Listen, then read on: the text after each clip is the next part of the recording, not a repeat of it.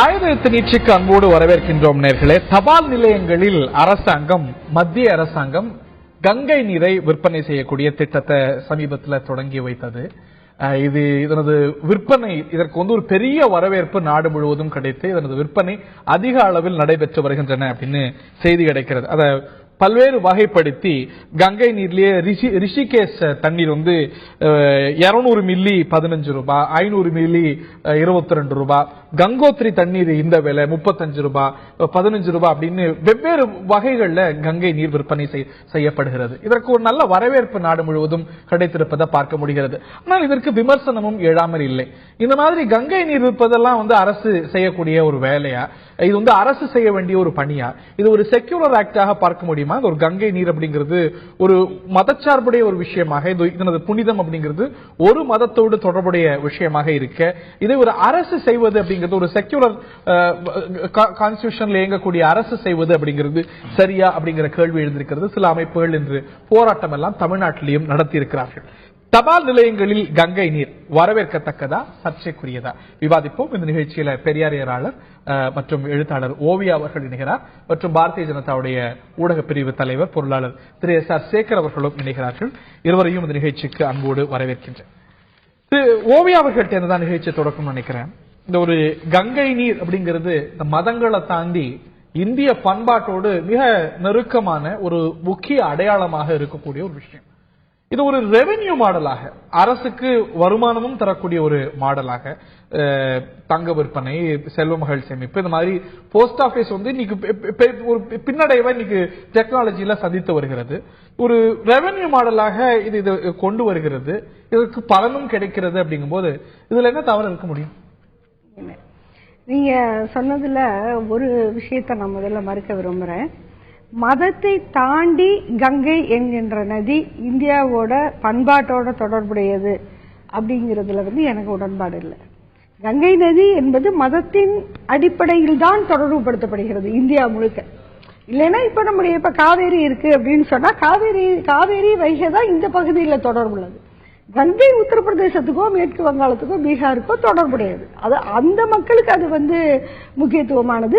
ஆனா தென்பகுதி மக்களுக்கும் கங்கைக்கு எந்த சம்பந்தம்? இப்படிப்பட்ட கருத்து என்னுடையதல்ல. இந்தியாவுடைய முதல் பிரதமர் இது அத்வானியோ இல்லாட்டி ராஜ்நாத் சிங்கோ சொன்ன கருத்தல்ல. பண்டித நேரு, அவர் ஒரு இறை மறுப்பாளரும் கூட. அவர் சொல்கிறார், Ganga is the river of India. Gangai இந்திய பண்பாட்டுடைய சின்னம் அப்படிங்கிறார். இதை தாண்டி இறை மறுப்பாளரான அவருடைய கடைசி ஆசையில ஒன்றா, என்னுடைய அஸ்தியானது கங்கையில கரைக்கப்படணும், தூவப்படணும் அப்படின்னு இறை மறுப்பாளரான அவர் சொல்றார். அவருக்கு எந்த ஒரு மதச்சார்பும் இருக்கும்னு நீங்க கண்டிப்பா சொல்ல மாட்டீங்க, யாரும் சொல்றதுக்கான வாய்ப்பு இல்ல. பண்டித நேரு சொல்கிறார், இந்தியாவுடைய அடையாளம், இந்த இந்திய பண்பாட்டுடைய சின்னம் அப்படின்னு கங்கையை சொல்றார். அப்படிப்பட்டது தானே கங்கை? இல்ல, இப்ப நான் மறுபடியும் நேரு மேலையும் கேள்வி எழுப்ப வேண்டியிருக்கு. நேரு என்பவர் இறை மறுப்பாளர்ங்கிறதுல இரண்டாவது கருத்து.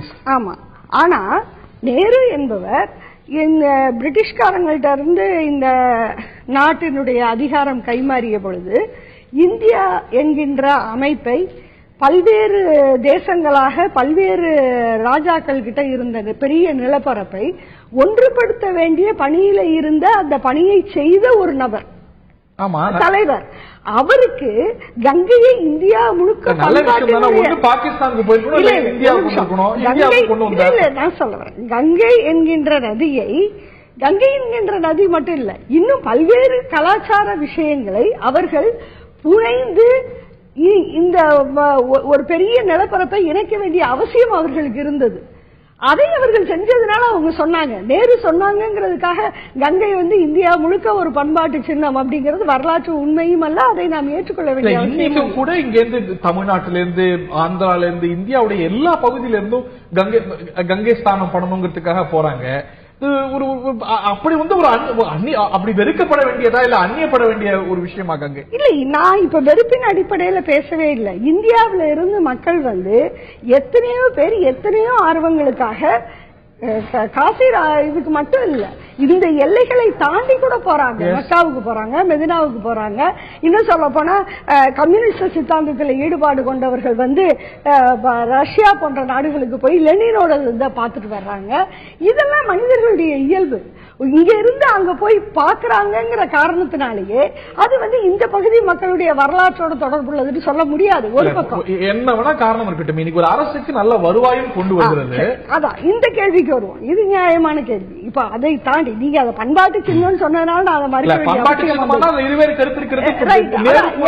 பாஜகவினர் நேரு போன்றவர்களும் கூட இந்திய பண்பாட்டு சின்னமா தான் அதை பார்க்கிறாங்க. இல்ல, அதனாலதான் நான் அதுல மாற்று கருத்தை பதிவு செய்யறதுக்காக சொன்னேன். மற்றபடி இப்ப இந்திய அரசு இந்த மாதிரியான ஒரு வேலையை செய்யுதுங்கிறப்ப முதல்ல இப்ப கங்கை என்பது ஒரு பெருவாரியான ஒரு மதத்துக்கு தொடர்பான ஒரு சொல்லாடலாகத்தான் நமக்கு இங்க இருக்கிறது.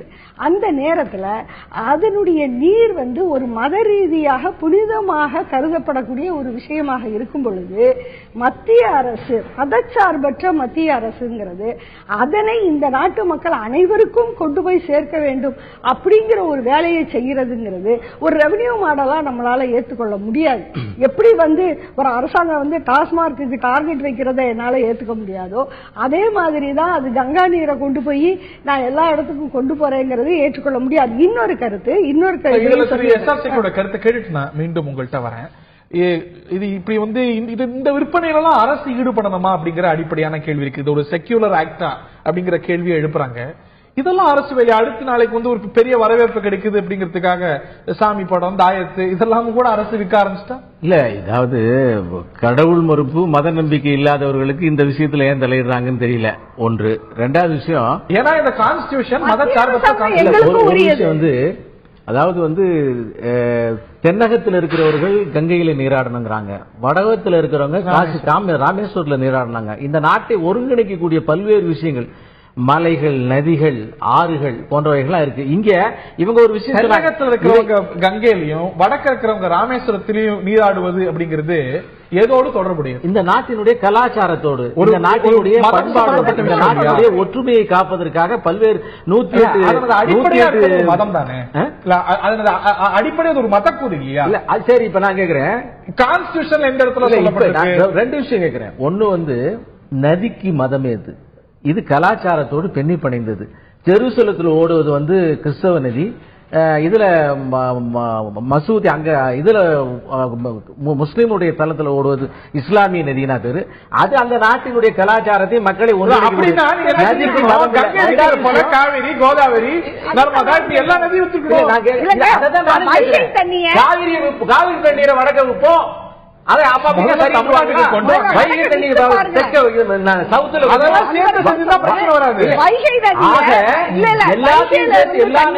தண்ணீரையும் தனித்தனியா வச்சு வைகை, காவிரி, கோதாவரி, தாமிரபரணி எடுத்துட்டு போயிடுறாங்க. அப்ப மதசார்பு உள்ளது இல்ல. இது இல்ல. இப்ப மதசார்பு உள்ளது மட்டும் கொண்டு வர ஆதாயத்தை விற்கிறது அரசு.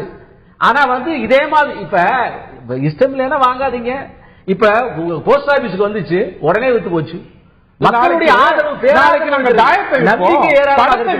இஷ்டம் தான் வாங்காதீங்க அப்படின்னு சொன்னாங்க. சரியா? அதாவது நான் கேட்கிறேன், இப்ப மெக்காவுக்கும் மதீனாவுக்கும் ஜெருசலத்துக்கும் போவதற்கு அரசு மானியம் கொடுக்கிறது. இந்த அரசு, இந்த இந்தியாவுடைய அரசு மானியம் கொடுக்கிறது. இப்ப காசு கொடுத்து இந்த தண்ணியை வாங்க சொல்றோம். அது மத சார்பற்ற தன்மை, இது மத சார்பு உள்ள தன்மை. என்ன நியாயம் இது? என்ன நியாயம் இதுக்கு? இது அவங்க பதில் சொல்லட்டும். மெக்காவுக்கும் மதீனாவுக்கும் இந்து கோவில்களை அரசு நிர்வகிக்குது. மெக்கா மதீனாக்கு, ஹஜ் பிரயாணத்துக்கு, மானசரோவர் பிரயாணத்துக்கு, ஜெருசலம் பிரயாணத்துக்கு அரசு செலவுல மானியம் கொடுக்குது.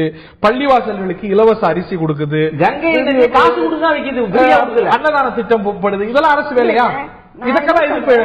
மெக்கா மதீனாவுக்கு அரசு சலுகை பணம் கொடுக்கறத நான் ஒரு கடவுள் மறுப்பாளராகிய நான் நிச்சயமா ஆதரிக்க போறது இல்ல. அதை எதிர்க்காம இது எதிர்க்கப்படுது.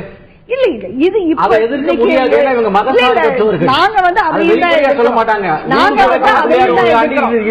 இன்னைக்கு இந்த ஸ்கீம் இப்பொழுது அறிமுகப்படுத்தப்படுறதுனால அது பேசப்படுது. மற்றபடி மதத்துக்காக அரசு காட்டுகின்ற சலுகைகள் எல்லாத்தையும் நாங்க எதிர்க்கிறோம். இன்னும் சொல்ல போனா கோயில்கள் சொல்லப்படுற கோயில் நிலங்களுக்கு காட்டப்படக்கூடிய சலுகைகள், கோயில் நிர்வாகத்துக்கு காட்டப்படக்கூடிய சலுகைகள், கோயில் அப்படி பார்த்தா இந்து சமய அறநிலையத்துறையை அரசு நிர்வகிக்க கூடாது. அப்படிதானே? அரசு நிர்வகிக்க கூடாதுன்னு நான் சொல்ல முடியாது. அதாவது நிர்வாகம் என்பது அரசின் பக்கம் இருந்தாலுமே அரசு நிர்வகிக்கிற இந்து என்டோவ்மெண்ட் போர்டு ஏன் ஏற்படுத்தப்பட்டதுங்கிறதுக்கு அதுக்குரிய வரலாறே இருக்குது. நீங்க அரசு ஏன் நிர்வகிக்கணுங்கிறதுக்கு உள்ள காரணங்களோட தான் அது நிர்வகிக்கப்படுது. ஆனா அரசின் நிர்வாகத்தில் இருக்கின்ற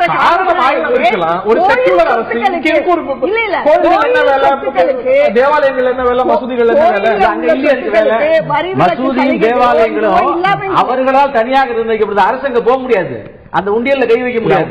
முடிச்சிட்டோம் இல்ல. அதாவது நிர்வாகம் அவர்கள் ஒரு சிறுபான்மை குழுவாக இருக்கிறார்கள். ஆனா இந்த நாட்டினுடைய கோயில் நிலங்கள் அப்படிங்கிறது நீங்க சொல்ற மாதிரி அந்த ஒரு சிறிய குழுக்களுக்கு உள்ள சொத்துக்களை அவர்கள் உரிமை கோருவது போல இங்க இருக்கிற பெரும்பான்மையான நிலங்களை, கோயில் நிலங்களை நீங்க ஒரு சிறிய குழு உரிமை கோர முடியாது. இல்ல, மும்மதங்களிலுமே ஒரு செக்யூலர் அரசு மும்மதங்களை ஏதோ ஒரு வகையில தொடர்பு படுத்திக்குது. பள்ளிவாசல்களுக்கு அரிசி கொடுக்குது, ஜெருசலத்துக்கு, மானசரோவருக்கு, ஹஜ் பிரயாணத்துக்கு மானியம் கொடுக்குது. இதெல்லாம் இதுக்கெல்லாம் இது போன்ற ஒரு கருத்தியல் என்னை பொறுத்த வரைக்கும் மத ரீதியாக, அதாவது ஒரு குறிப்பிட்ட பிரித்து சொல்லிடுறேன், சிறுபான்மையோருக்கு அளிக்கப்படுகின்ற கல்வி உரிமைகளை ஆதரிக்கிறோம் நாங்க.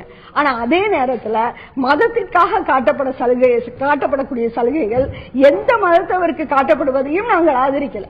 இல்ல, நான் இவங்கள்ட்ட ஒரு கேள்வி கேட்கிறேன். இன்றைக்கு இந்து ரிலிஜியஸ் என்டோவ்மெண்ட் போர்டுங்கிற இதுல இந்து கோயில்களுக்கு சம்பந்தப்பட்ட நிலங்கள் எல்லாம் அரசாங்கத்தினுடைய கையில இருக்கு. ஆனா கிறிஸ்தவ முஸ்லீம்களுடைய கோயில்களுக்கு உண்டானது அவங்க கையில தான் இருக்கு, அரசின் கைகள் இல்ல. இப்ப இவங்க ஸ்டாண்ட் என்ன இல்ல,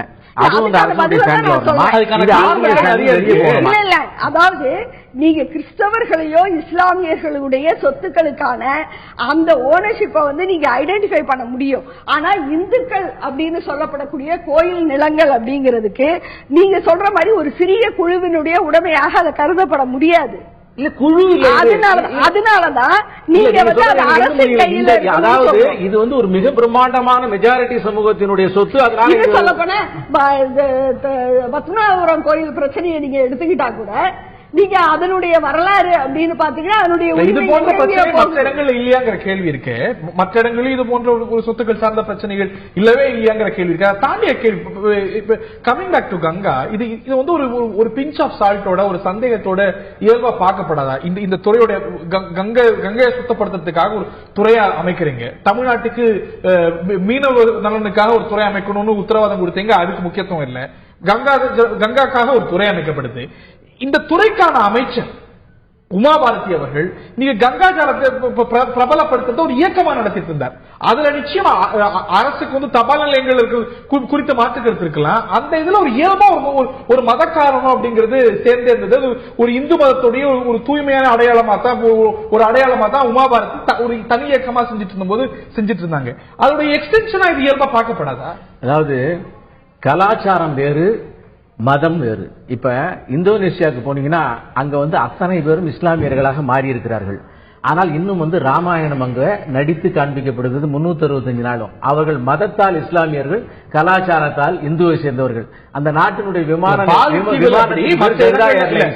அதனுடைய பேங்க் பேர் குபேரா பேங்க். இல்ல, இந்தோனேஷியால பாலி மாதிரியான இடங்கள்ல கலாச்சாரம் வேறு, மதம் வேறு. உங்களுடைய வழிபாட்டு முறை தான் வித்தியாசம்.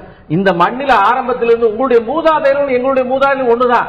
மூதாதையர்கள் மாறுபாடு இல்ல, மத வழிபாடு. நீங்க சர்ச்சுக்கு போறீங்க, நான் கோயிலுக்கு போறேன், இவ்வளவுதான். இந்த மாற்றத்தை புரிந்து கொள்ளாமல் நீ இந்த கலாச்சாரத்தையே நான் மாற்றுவேன் என்று சொல்வது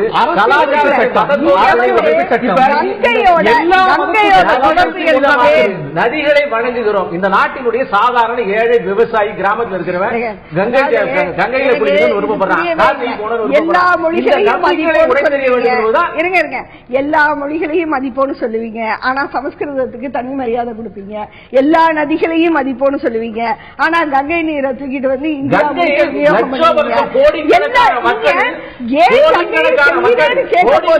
மக்களுடைய வாழ்வாதாரத்தை கொடுக்கின்ற ஜீவநதி எவ்வளவு பேருக்கு சாப்பாடு போடுது?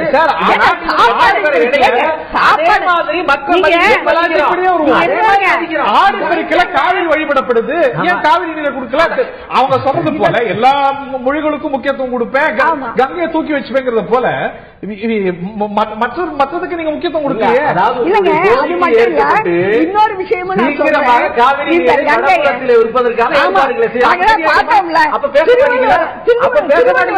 தூக்கிட்டு போய் அங்க பாவம் அந்த சிலையை அனாதையா நிக்க வச்சிருக்காங்க. அந்த கதையை நம்ம இப்பதான் பாத்துக்கிட்டு இருக்கோம். காவிரி நதியை பத்தி வடக்கே வைப்பதற்கு வாய்ப்பு இல்லாதவர்கள், வகை இல்லாதவர்கள், செய்யாதவர்கள் வடபுலத்திலிருந்து ஒருத்தன் வந்து வள்ளுவனை கொண்டு போகணும் விமர்சிக்கிறார்கள். தமிழுக்காக இங்கே வாழாடுகிறார்கள். தமிழை வளர்க்காதவர்கள் சமஸ்கிருதத்தை பத்தி பேசுகிறார்கள்.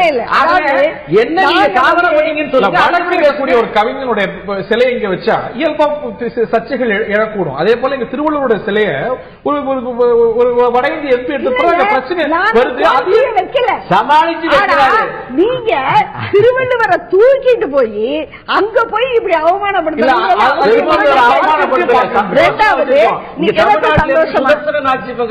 தமிழ்நாட்டினுடைய பல எம்பிக்கள் கலந்து கொண்டார்கள், வடபுலத்தை சேர்ந்த பல மந்திரிகள் கலந்து கொண்டார்கள். எல்லாரும் கலந்து கொண்டு ஒரு மிகப்பெரிய நிகழ்ச்சியை நடத்தி காண்பிருக்கிறோம். வள்ளுவனை வந்து தமிழகத்துக்கு வெளியே விடாதவர்கள், வள்ளுவன் வெளியே போனோன்னு இவங்களுடைய இறுதியான கருத்துமா இல்ல. அதாவது நான் என்ன சொல்றேன்னா, கங்கையை பற்றி இன்னொரு விஷயத்தையும் நம்ம சொல்லி ஆகணும். கங்கை நதியை பற்றி அது எவ்வளவு தூரம் மாசுபட்டிருக்கு. அதாவது இந்த மோஸ்ட் பொல்யூட்டட் ரிவர்ஸ் இன் தி வேர்ல்டுங்கிற லிஸ்ட்ல கங்கை நதி இருக்கு. இன்னைக்கு மும்பையை சேர்ந்த ஒரு மருத்துவர் குழு இது சம்பந்தமா ஆய்வு செய்து கங்கை நதியோரத்தில் வசிக்கிற மக்களுக்கு என்னென்ன நோய்கள் அதிகமா வருதுன்னு ஒரு அறிக்கையே கொடுத்திருக்கு. அது மட்டும் இல்லாம கிட்டத்தட்ட ஒரு 400 தொழிற்சாலைகள் வந்து பெரிய தொழிற்சாலைகள், பெரும்பாலும் தோல் தொழிற்சாலைகள், அது கங்கை நதி கரையிலேயே அமைஞ்சிருக்கு. அவ்வளவு கழிவு நீரும் அதுலதான் கலக்கப்படுது. ஒரு மத்திய அரசு அது ஒரு பக்கம் இருக்கட்டும், அது அந்த மாநில மக்களுடைய வாழ்வாதாரம், இவர் சொல்றாரு வாழ்வாதாரத்தை தந்துகிட்டு இருக்கு, அவங்க சொல்றாங்க அங்க இருக்கிற வாழ்க்கையெல்லாம் வந்து மாசுபட்டுக்கிட்டு இருக்குன்னு. நான் என்ன சொல்றேன், நீங்க இந்த ஒரு மத்திய அரசு, பொறுப்புள்ள மத்திய அரசுக்கு சில கடமைகள் இருக்கு. ஒன்று, இந்த அரசு மதத்துக்கு அப்பாற்பட்டு இருக்க வேண்டும். 2, மூட நம்பிக்கையை இது பரப்புவதாக இருக்கக்கூடாது. 3, சுகாதார கேட்டை இந்த அரசாங்கமே ஏற்படுத்தக்கூடாது. இவ்வளவு பெரிய மாசுபட்டிருக்கக்கூடிய ஒரு நதியினுடைய நீரை எதற்காக பாக்கெட்ல அடைச்சு எல்லா மக்களுக்கும் கொண்டு போய் கொடுத்தா, இதை ஏதாவது வீட்டுல இருக்கிற குழந்தைங்க தெரியாம குடிச்சிருச்சுன்னா, கங்கை ஜலம் இல்ல வீட்டுல வச்சிட்டு இருக்கவங்கள்ட்ட கேளுங்க, பெரிதும் கெட்டு போகாத, தொடர்ந்து பல வருஷம் ஆனாலும் கூட கெட்டு போகாம இருக்கக்கூடிய தகவல் உங்களால கேட்டு பெற முடியும். அப்ப இந்த அறிக்கை கொடுத்த மருத்துவர்கள் அப்ப ஏன் இந்த மாதிரி அறிக்கை கொடுக்கறாங்க? மதச்சார்பற்ற ஒரு அரசு செய்ய வேண்டிய ஒரு பணியா இது அப்படிங்கிற ஒரு கேள்வி ரொம்ப முக்கியமானது. நீங்க இதுக்கு கொடுக்கக்கூடிய புஷம் மற்றதுக்கு கொடுக்கலங்கிற கேள்வி இன்னும் அதை விட இன்னும் முக்கியமானது. இல்ல, மதசார்பற்ற அரசு செய்ய வேண்டிய மிக முக்கியமான விஷயம் இது. 3 மதத்தையும் சமமாக பார்ப்பதுதான் மதசார்பற்ற தன்மை. மற்ற 2 மதங்களை பார்த்துவிட்டு இந்து என்பதை தூக்கி ஓரமாக போட்டு அதை அவமானப்படுத்துவதால் மதசார்பற்ற தன்மை என்பதால் என்று நினைத்தால் அது மதசார்பற்ற இந்த நாட்டின் மெஜாரிட்டியினுடைய ஜீவ நாடியாக இருக்கக்கூடிய ஒரு நதியை சுத்தம் பண்ணுகிற விஷயத்தை செஞ்சுட்டு இருக்கோம். இல்ல சொல்றதெல்லாம் பழைய ரிப்போர்ட். இப்ப இருக்கு இல்ல இல்ல அதனுடைய பொல்யூஷன் குறையாமல் குறைந்திருக்கிறது. நான் திருப்பியும் சொல்லுகிறேன், அது பொல்யூட்டட் ரிவராக இருக்கிறது, ஏற்கனவே இருந்ததை விட குறைந்திருக்கிறது, இன்னும் குறைப்பதற்கான ஏற்பாடுகள் நடந்து கொண்டிருக்கிறது. ஓவியா சொல்லக்கூடிய கருத்து சகோதரி ஓவியா சொல்லக்கூடிய கருத்து கேட்காம நீங்க ஏத்துக்காம இருந்திருக்கலாம். வேற யாரும் இல்ல, அந்த பகுதியை சேர்ந்த கங்கை ஓரமா இருக்கக்கூடிய ஒரு தொகுதியை சேர்ந்த முரளி மனோகர் ஜோஷி, உங்களுடைய மூத்த தலைவர் சொல்றார், இந்த அரசாங்கத்துடைய செயல்பாடு எல்லாம் பார்க்கும்போது இன்னும் 50 வருஷம் ஆனாலும் கங்கையை சுத்தப்படுத்த முடியாதுங்கிற. அதாவது எத்தனை ஆண்டு காலமாக அந்த விஷயம் நடந்து வருது. பிஜேபி அரசு வந்து எத்தனை ஆண்டு காலமாகிறது? 2 ஆண்டு காலத்துக்கு 70 ஆண்டு காலம் நடந்த பொல்யூஷன் இல்ல அவங்க சொல்ல. முரளி மனோகர் ஜோஷி உண்மையை தானே சொல்லி இருக்கிறார். அதை இன்னும் பொல்யூஷனை சரி பண்ணி கொண்டிருக்கிறார். பகீரத பிரச்சனையான விஷயம், அது பிரம்மாண்டமான விஷயத்தை செஞ்சிருக்கோம். பிஜேபி எடுக்கின்ற விஷயம் எல்லாம் பிரம்மாண்டமான விஷயங்கள், அதை செஞ்சு கொண்டிருக்கிறோம். மெஜாரிட்டி மக்களுடையது அப்படிங்கிறீங்க. மற்ற ஒரு அரசு அப்படிங்கிறது எல்லாருக்குமான தானே. நீங்க கங்கை விற்பனை செய்வீங்க. கட்டாயப்பட்டு ஓவியா வாங்க சொன்னோமா? வேற யாரையா வாங்க சொன்னோமா? இஷ்டம் இருக்கிறவங்க வாங்கிங்க, நம்பிக்கை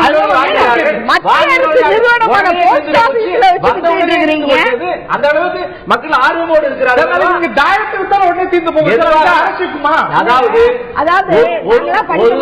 ஒரு சமயத்தினுடைய மதிப்பை நாங்கள் எப்படி ஏற்றுக்கொள்கிறோமோ அதே மாதிரி இன்னொரு சமயத்தினுடைய மதிப்பையும் ஏற்றுக்கொள்கின்ற பக்குவம் இந்த நாட்டு மக்களுக்கு வர வேண்டும். மெஜாரிட்டி மக்கள் என்கிற காரணத்தினால அது மதசார்பு உள்ள தன்மை என்று சொல்லுவது அநியாயம். எல்லாருக்கும் பக்குவம் இருக்கு, ஆனா அது வந்து அரசு செய்யணுமாங்கிறத கேள்வி.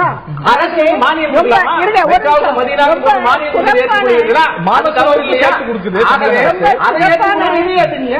ரொம்ப முதல் மதிப்பெண் வாங்கின பிள்ளைங்க தான் முன்னாடி எல்லாம் போஸ்ட் ஆபீஸ்க்கே போக முடியும் வேலைக்கு. அப்படி வேலைக்கு எடுத்த அந்த ஒரு உழைப்பு சக்திய கடைசியில இந்த மாதிரி தண்ணி விக்கிறதுக்கு தான் இந்த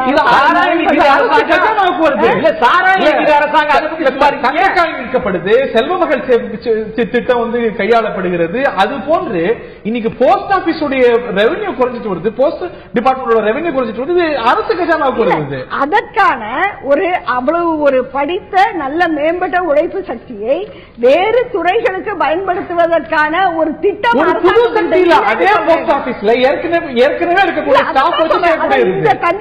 இன்னொரு கருத்து இருக்கு. அதை இந்த தண்ணி விற்கிறதுக்கு இது மட்டும் இல்ல, வேற நீங்க சொல்ற மாதிரி ஒரு விற்பனை கிடங்காக அஞ்சல் அலுவலகங்களை மாத்துறதுங்கிறதும் நாம கேள்வி கேட்க வேண்டிய ஒரு விஷயம் தான்.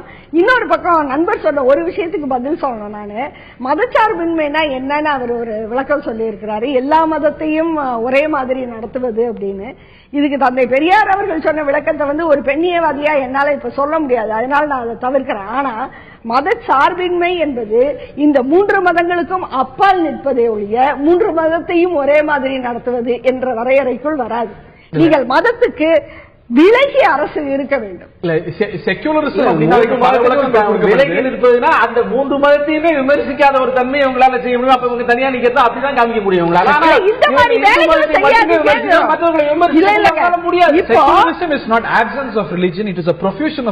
எல்லா மதங்களும் சேர்ந்து வாழக்கூடிய, எல்லா மதங்களுக்கும் சம அந்தஸ்து கிடைக்கக்கூடிய ஒரு சூழல் தான் செக்யூலரிசம். தான் இந்தியன் கான்டெக்ஸ்ட்ல நம்ம புரிஞ்சு கொள்ள வேண்டியது. இது ஒரு அரசுடைய வேலையா அப்படிங்கிற ஒரு கேள்வி எழுந்திருக்கிறது. இதற்கு வரவேற்பும் கிடைத்திருக்கிறது, நல்ல விற்பனையும் நடக்கிறது. இது போன்று மற்ற நதிகள் இதெல்லாம் வந்து அரசு விற்குமா, இதற்கு மட்டும் என்ன தனி முக்கியத்துவம் அப்படிங்கிற கேள்வி எழுகிறது. ஆனால் அதே சமயத்தில் கங்கை அப்படிங்கிறது இந்திய பண்பாட்டோடு தொடர்புடையதாக இருக்கிறது. அதே சமயத்தில் வந்து நோக்கமும் சேர்ந்து கேள்வி கேட்கப்படுகிறது. பண்டித நேரு சொன்னது போல கங்கை இந்திய பண்பாட்டுடைய சின்னமாகத்தான், இந்திய நாகரிகத்துடைய ஒரு அடையாளமாகத்தான் இருந்து வருகிறது. ஆனால் அதனது நோக்கம் வேற நோக்கமாக இருந்தால் நிச்சயமா அதை சந்தேகத்தை பார்க்க வேண்டிய காரணம் இருக்கிறது. இது வந்து நிறைய கேள்விகளையும் சேர்த்து எடுப்பது. இது போன்று மற்ற விஷயங்களை தொடர்ந்து செய்யுமா, மற்ற நதிகளுக்கு செய்யுமா, மற்ற மதங்களுக்கு நெருக்கமா இருக்கக்கூடிய விஷயங்களை அரசு செய்யுமா, அது ஒரு மதச்சார்பற்ற அரசுடைய வேலையா, இது ஒரு விவாதத்துக்குரிய விஷயம். நிகழ்ச்சியில பங்குகொண்ட விருந்தினர்கள் இருவருக்கும் பார்த்த நேயர்களுக்கும் நன்றி. இன்னொரு நிகழ்ச்சியில் சந்திப்போம். வணக்கம்.